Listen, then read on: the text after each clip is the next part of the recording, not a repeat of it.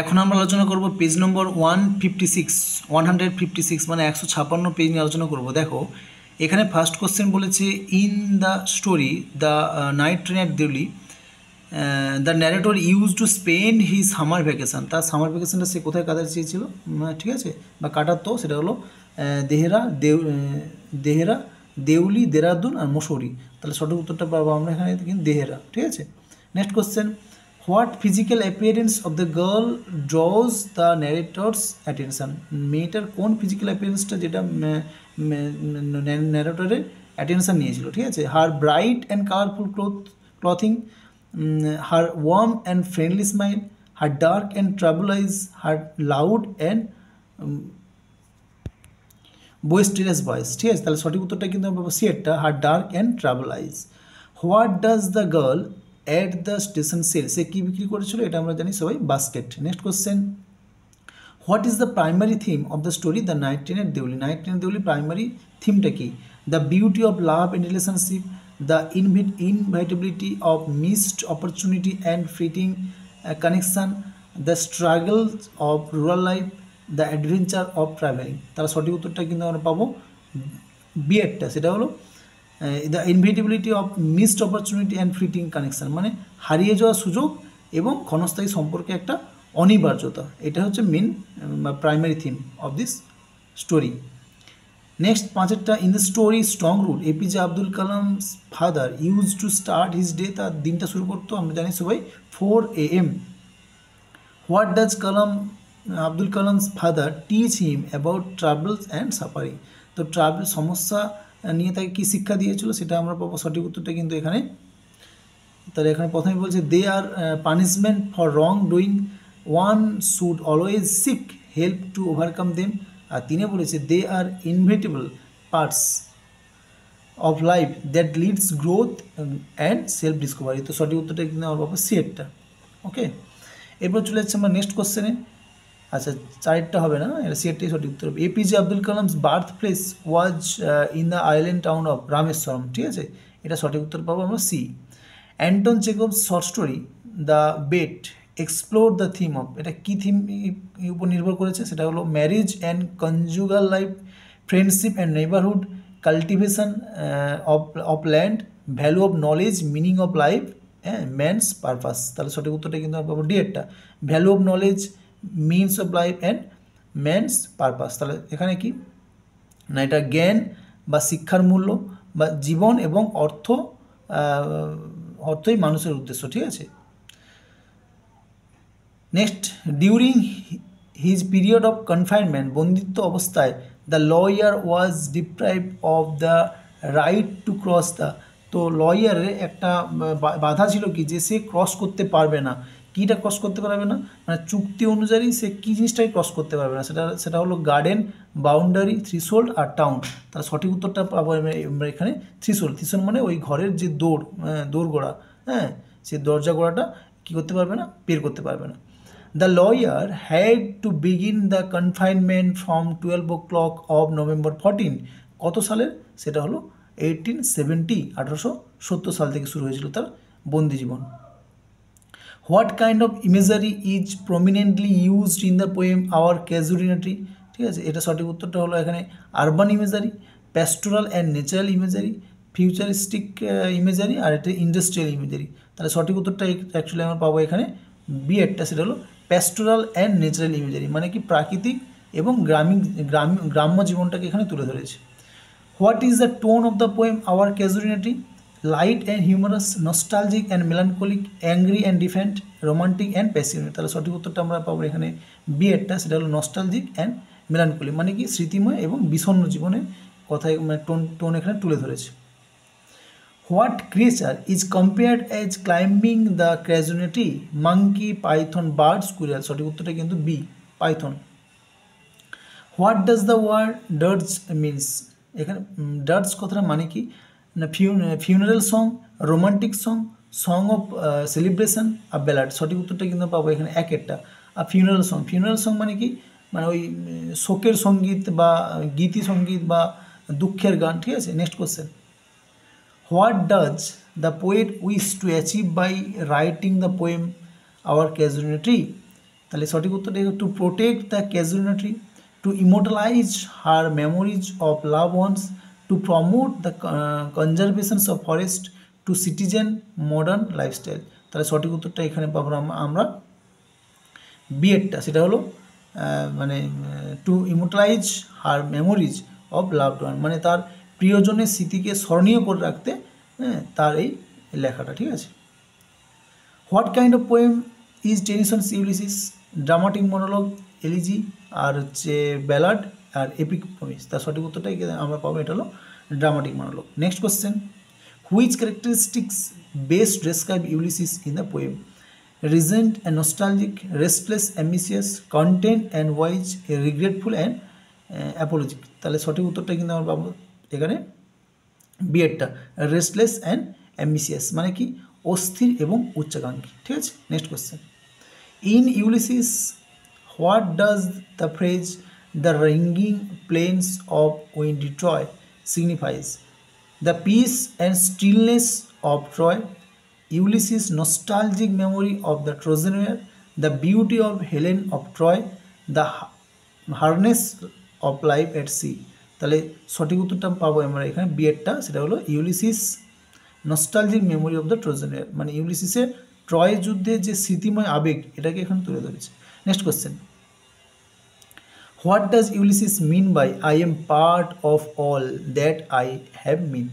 এইটার দ্বারা ইউলিসিস কী বলতে চেয়েছে? His identity as shaped by his past experience, he feels disconnected from his past adventure, he regrets the mistakes of his past, আর চারে বলেছে he sees himself as separated from others।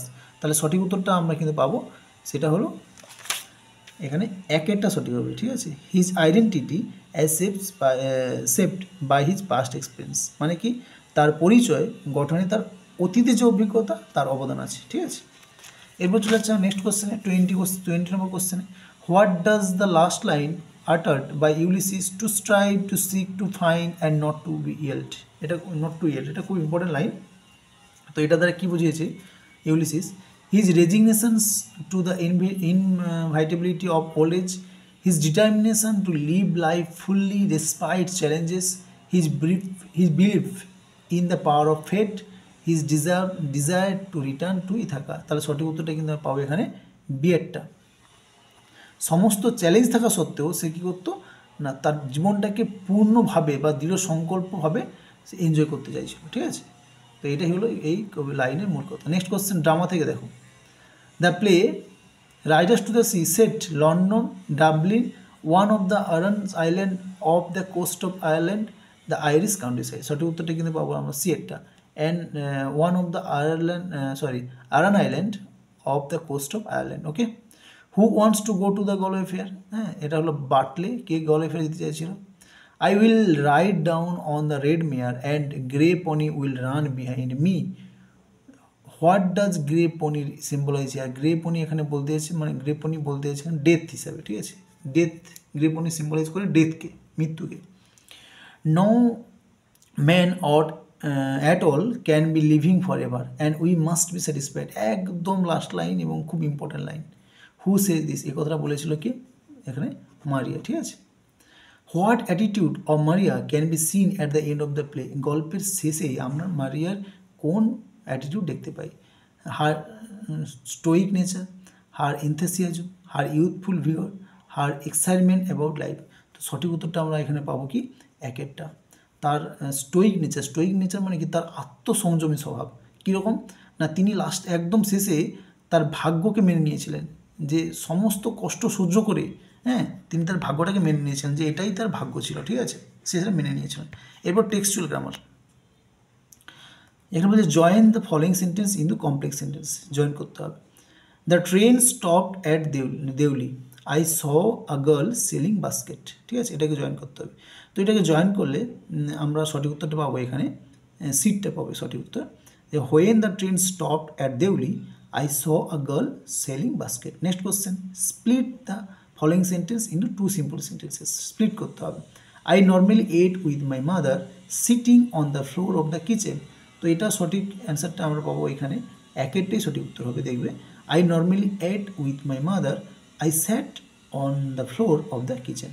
ঠিক আছে, এরপরে চলে আসছে নেক্সট কোশ্চেন এখানে কী বলেছে দেখো, চেঞ্জ দ্য ভয়েস, এখানে ভয়েস চেঞ্জ করতে বলেছে, ডেথ ক্লোজ অল, তাহলে এটা ভয়েস চেঞ্জ দেখবে একদম একেরটাই ঠিক হবে, হ্যাঁ, যে all is closed by death. Okay, next question, correct the error of the following sentence, নিচের সেন্টেন্সে একটা ইরর আছে ঠিক করতে হবে। I has heard that well far away, তো এখানে হ্যাজটা হবে না আই থিঙ্ক, ঠিক আছে, এটা হ্যাজটা হবে না, তাহলে একটা সঠিক উত্তর হবে I have heard that well far away. Okay, এরপর চলে যাচ্ছে আমরা last grammar, change the mode of narration, I don't agree with you said their host, তাহলে এটা সঠিক উত্তরটা আমরা পাবো একেরটা, এখানে দেয়ার হোস্ট এটা পড়াতে হবে, their host said that he did not agree with him. Okay, বেশ, এরপরে চলে যাচ্ছে আমরা কম্প্রিহেনশন মানে আনসিনে। এখানে আনসিনটা স্টুডেন্ট লাইফের জন্য ভীষণ ইম্পর্টেন্ট, তোমরা একবার আনসিনটা পড়বে, পড়ার পর কোশ্চেনটা সলভ করবে। ঠিক আছে, আমি ডিরেক্টলি কোশ্চেনে চলে যাচ্ছি। তো দেখো এখানে ফার্স্ট কোশ্চেন বলেছে student life is a time to make new, তাহলে সঠিক উত্তরটা একেরটা আমরা পাবো নিউ ফ্রেন্ডস। দেখো সাপোর্টিং লাইনটা আমি দিয়ে দিচ্ছি এখানে 31-এ একদম প্রথমে আছে, it is a time to make new friends, explore new interest. Okay, এবার চলে আসছি নেক্সট কোশ্চেন কী বলেছে এখানে, পিক আউট দ্য রং অপশানটাকে তোমাদের পিক আউট করতে হবে, অনেস্টি, লয়্যালটি, পারসিভারেন্স আর গ্রিড। দেখো এখানে কিন্তু স্টুডেন্ট লাইফের জন্য প্রত্যেকটাই দরকার, সেটা হলো student life is a time when one learns like honesty ও লয়্যালটি আর হচ্ছে পারসিভারেন্স, কিন্তু ওখানে গ্রিড নেই বা গ্রিডটা উচিত নয়, তো এটা হলো অড, হ্যাঁ, বা এটা রং। ঠিক আছে, next question, student life is like a dash to have successful life later on, তাহলে এখানে সঠিক উত্তরটা পাবো আমরা ব্যাকবোন। ঠিক আছে, 33 রেফারেন্স লাইনটা দেখো এখানে দেওয়া আছে, এই যে it is a backbone to have a successful life later on. ঠিক আছে, এরপর 34 বলেছে দ্য প্যাসেজ ইজ অ্যাবাউট, প্যাসেজটা কী সম্পর্কে, তো এখানে তিনেরটা তোমরা সঠিক করবে, importance and characteristic of student life. ঠিক আছে, next 35, if one gets education, তাহলে একেরটা সঠিক হবে, one must make the most of it, তো এই সাপোর্টিং লাইনটা দেখি আমরা, এই সাপোর্টিং লাইনটা কোথায় দেওয়া আছে দেখো এখানে এই দেওয়া আছে, thus if one gets an attend education one must take the most of it. ঠিক আছে, বেশ, এরপর চলে এসেছে আমার 36 এখানে কি বলেছে, the correct group verb of বিল্টের গ্রুপ ভার্ব কি না, বিল্টের গ্রুপ ভার্ব এখানে হবে put up. Next, what does the word strive mean, strive কথাটার মানে কি, to try very hard. Okay, আচ্ছা, এরপর যে 38 এখানে বলেছে চেঞ্জ ইন্টু পজিটিভ ডিগ্রি, এটা পজিটিভ ডিগ্রিতে করতে হবে, student life is the most memorable phase of a person's life, এটাকে পজিটিভ ডিগ্রিতে করতে হবে, এটা পজিটিভ ডিগ্রিতে করলে হবে কি, বিয়েরটা সঠিক হবে, no other phase of a person life is as memorable as student life. Okay, এরপর চলে যাচ্ছে 39 question, what does the word explore means, explore কথাটার মানে কিন্তু এখানে হবে চারটা সঠিক হবে, to travel around the place.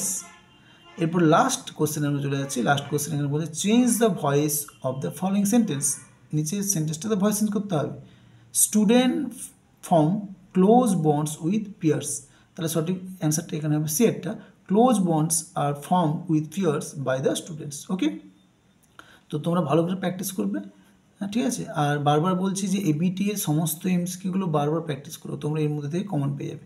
Okay, thank you.